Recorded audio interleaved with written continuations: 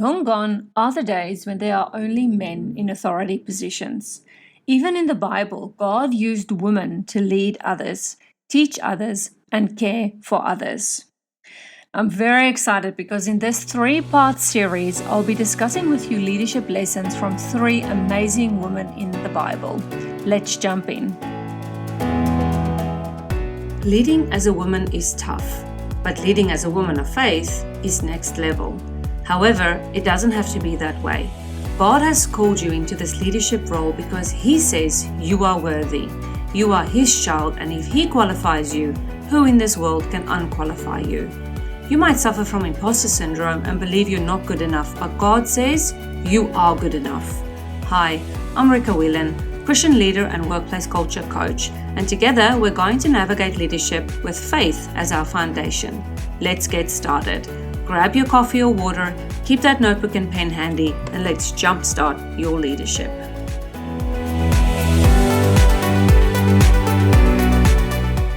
Now, I'm so glad to be back. I took a 3-week break, hence the reason I did the reruns on the podcast. And I had a good break, nice school holidays with the kids. They're all back again. I am very happy they're all back at school. The 2 weeks of them at home whilst I'm trying to work from home can get very tricky and very tough. So this mum is very happy that they're back at school. Now, I'd like to start this episode by reading an amazing review from Tracy. Rika is a godsend, a true blessing. I love her insight and how she applies Christian principles to women in leadership.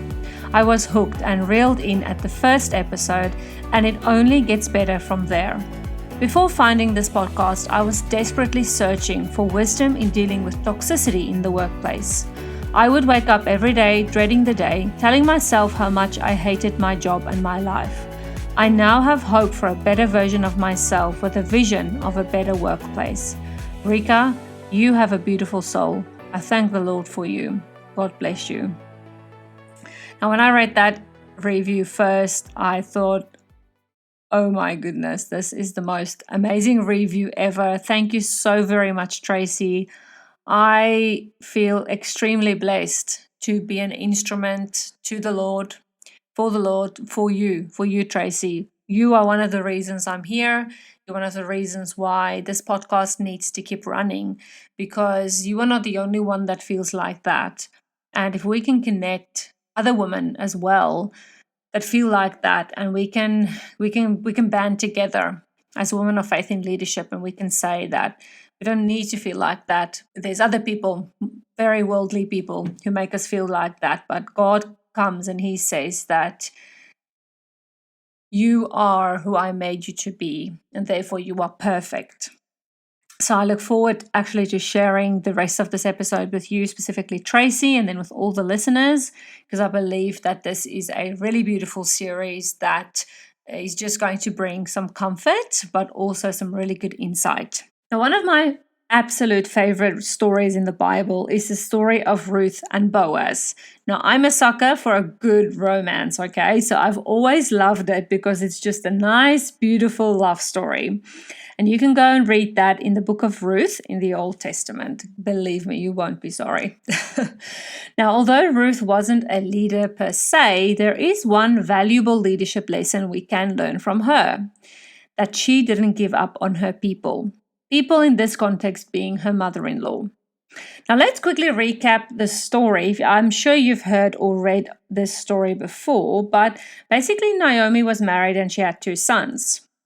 And both of these sons married. One was married to Orpah and the other was married to Ruth. Now, Naomi's husband and both of her sons died. The poor woman, that must have been an atrocious thing that happened to her. But so she was left with her 2 daughter-in-laws.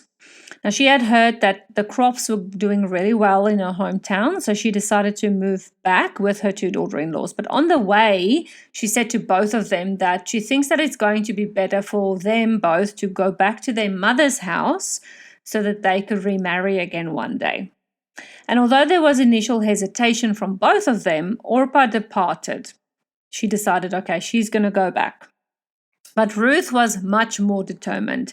And there was a little bit of a back and forth between Naomi and Ruth, but Ruth was just really determined. She was going to stay because that's the commitment that she made. She just decided that she committed herself to her husband and therefore also to her mother-in-law, and she didn't want to quit. She was just extremely, extremely determined, okay? And so Naomi realized, okay, she's definitely not going to win this one. So she allowed Ruth to be by her side. Now, often as human beings, I'm talking to us as human beings, not as leaders, because I think that it's important that we just discuss human nature first and foremost. Now, as human beings, we tend to give up on people quite easily, especially if they've hurt us or they've broken the friendship or they've done something to hurt us in the friendship or for whatsoever reason. I mean, you can even think about it. I know of a family, I can use this as an example. I know of a family where one of the children got involved in drugs. And because he was involved in drugs, the family kind of had to write him off because he number one, didn't want to get off the drugs. He was stealing from them. And it went to a point where, couldn't even let him in the house or accept a phone call because it just became it's a terrible story. So I don't want to get too much into that because it is such a horrible and terrible story. And, you would think, but how would a mother or a parent ever write their child off? Well, I think if you've been so hurt by your own child, and so many things have happened, I think you're as a human being, you're in that place where you're so hurt that you just write them off. So again, that's the human nature, is we can give up on people. Okay. And think about the lost son. The brother gave up on the lost son, the father never did. So there's so many things, examples that you can use, but as human nature, we unfortunately just tend to give up on people. And for some reason, it's quite easy. So I've been there as well, where I've given up on friendships quite easily. And, to this day, I wonder, because it's now been many years later, I wonder, where are those people? What would have happened if we had stayed friends? But as leaders, let's now address this issue as leaders. As leaders, we need to rise above our human nature, and which is to give up on people, okay? So sometimes people just need us to believe in them, have faith in them, encourage them, and give them a little nudge or a push. So never give up on your team. Get to know them on a personal level, basically without crossing those boundaries, which are extremely important. So, don't go out at night partying with them. That's what I mean by crossing the boundaries. And if you do get to know them in that sense, it's a really valuable way for you to know when they need that bit of an extra push or a little bit of a, hand, pull me up. Basically, like they're just about to fall down the cliff and you come and you pull them back up again. So the lesson that I want to teach, or that I feel like God wants to teach us through the Book of Ruth, is that never giving up and having determination. And yes, Ruth had a lot of determination. So technically that's two. She had a lot of determination as a leader in her own right. So she had a lot of determination. She did, and number two, she never gave up. So she just decided that no, she made a commitment and she was never going to give up on Naomi. And so we should also not give up on our people, because sometimes the people in our team can really let us down. They can really do some silly things. They hurt our feelings. They say bad things. They even talk behind our back. But the challenge for us as leaders is to rise above that and to not want to get them back, or to just get even, or to gossip back about them, or to also badmouth them, or to get them into trouble, or whatever that might look like, because again, that's human nature. But as leaders and as women of faith in leadership, we've been charged with the opportunity to make a difference. No matter what those people do to us, no matter how much it hurts, we have the opportunity to make a difference. And then a couple of years later, that person will 100% come to their senses and they'll think, wow, so and so. Let's call the leader Sarah. Sarah was so patient with me. I cannot believe it.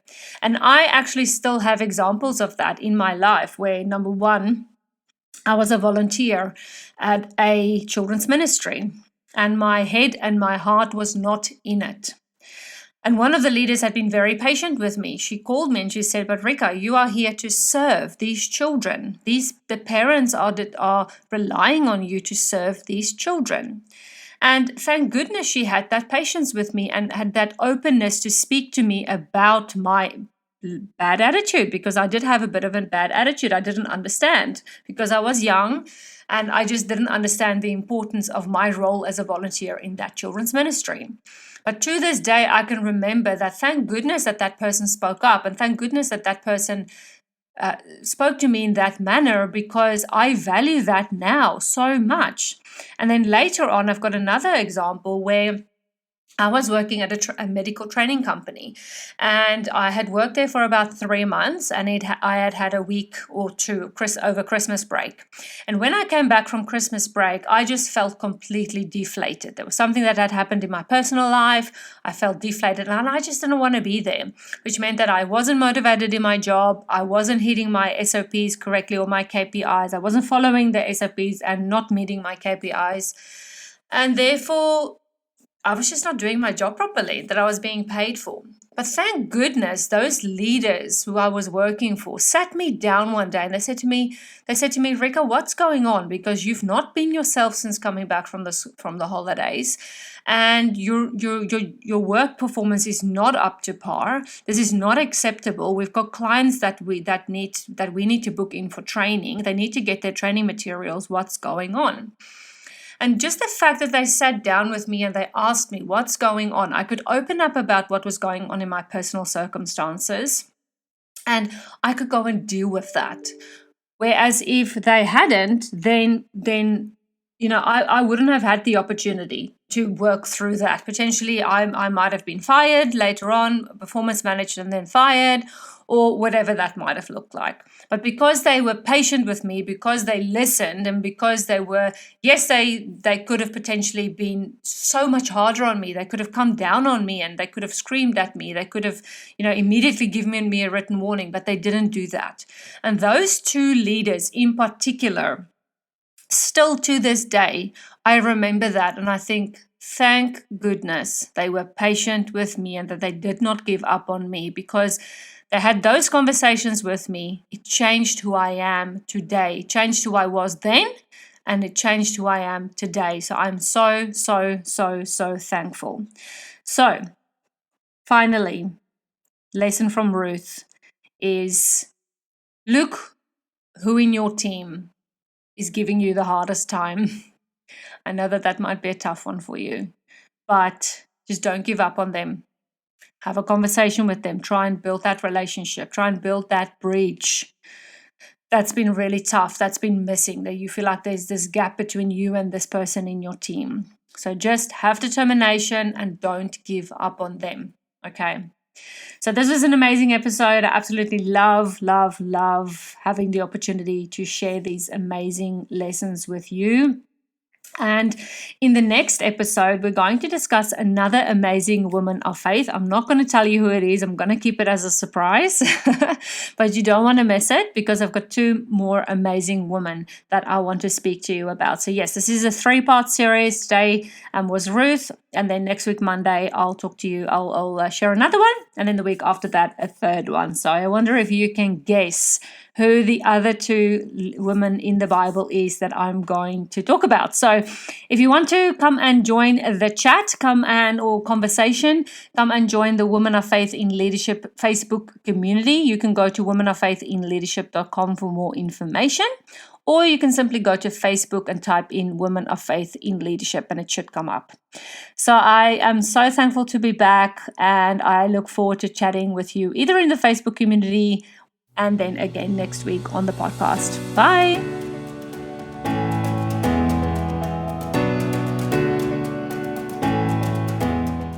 Thanks so much for listening. If this podcast blessed you in some way, the number one way you can thank me is by leaving a review.